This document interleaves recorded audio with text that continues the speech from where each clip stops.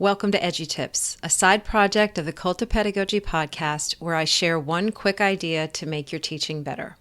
This is Jennifer Gonzalez, and I am your host. This EduTip is sponsored by Floop. Do you spend hours giving feedback only to find students throwing it in the trash? Floop is an app that allows teachers to give feedback 4 times faster. After students submit their work through the app, teachers can respond quickly with comment banks, audio comments, hand-drawn responses, and feedback that can be anchored to specific places on images. Unlike other assessment tools, Floop uses research-based strategies to teach students how to give feedback and use their feedback to learn. Through dialogue and revision, students can act fast on the feedback they receive. On top of that, Floop allows them to do peer review and self-assessment, which both build feedback literacy. Go to floopedu.com/edutips to get a special offer for EduTips listeners, or contact them at team@floopedu.com for a school license. Today's EduTip is don't take anything personally. I'll start this with a story. One day I went into my 8th grade English classroom feeling like crap. I don't even remember why, but for some reason I'd had a terrible night of sleep the night before and I think I was losing my voice.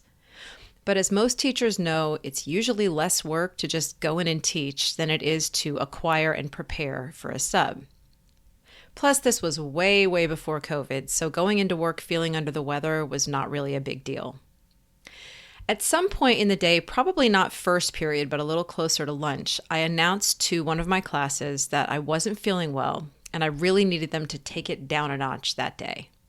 I had planned something quiet for them to do, and I just needed to get through the day without a lot of demands on my energy. We had a good enough relationship, so I felt I could make this request, and it would be honored.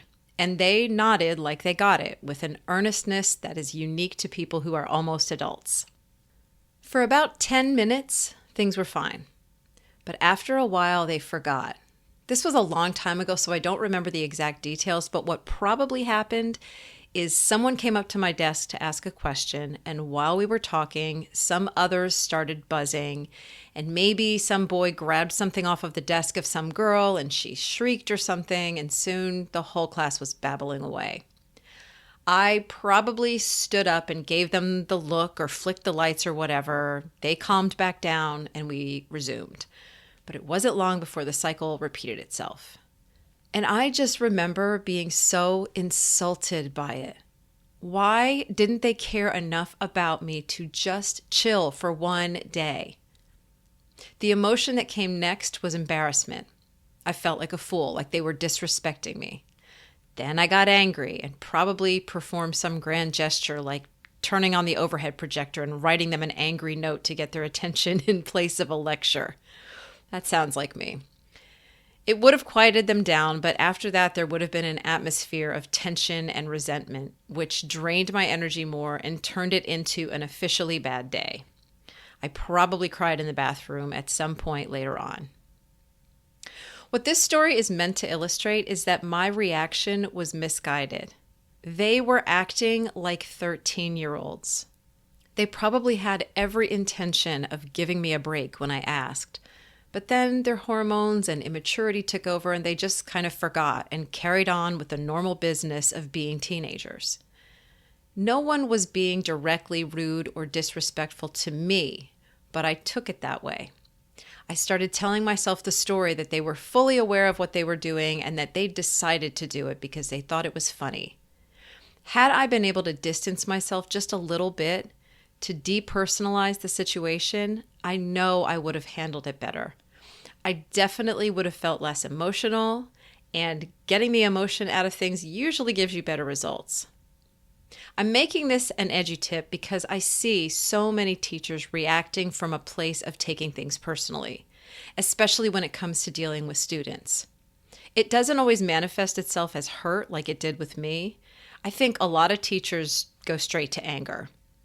When we take things personally, we see our current circumstances through a completely different lens. We start telling ourselves stories about disrespect and kids today and how we're not cut out for this, and so many other things that can lead to yelling and depression and sometimes doing things we regret. In my case, I didn't do any damage to my students, but I made myself feel so much worse. And I reacted this way frequently. When they didn't do the assigned homework, when they didn't like the book we were reading, if they fell asleep in class. Far too often, I made it about me, at least internally. And that always made it so much worse. So my advice is that when a problem comes up, take a step back, depersonalize it. That doesn't mean you don't deal with problems. There will be plenty of situations that need to be handled.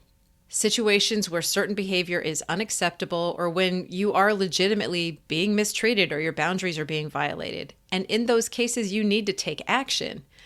But even then, taking it personally, choosing hurt as a reaction will detract from your ability to handle it with your brain. That is your tip for this time. You can find a written version of these tips at cultofpedagogy.com/edutips. Now go forth, make thoughtful choices, and teach.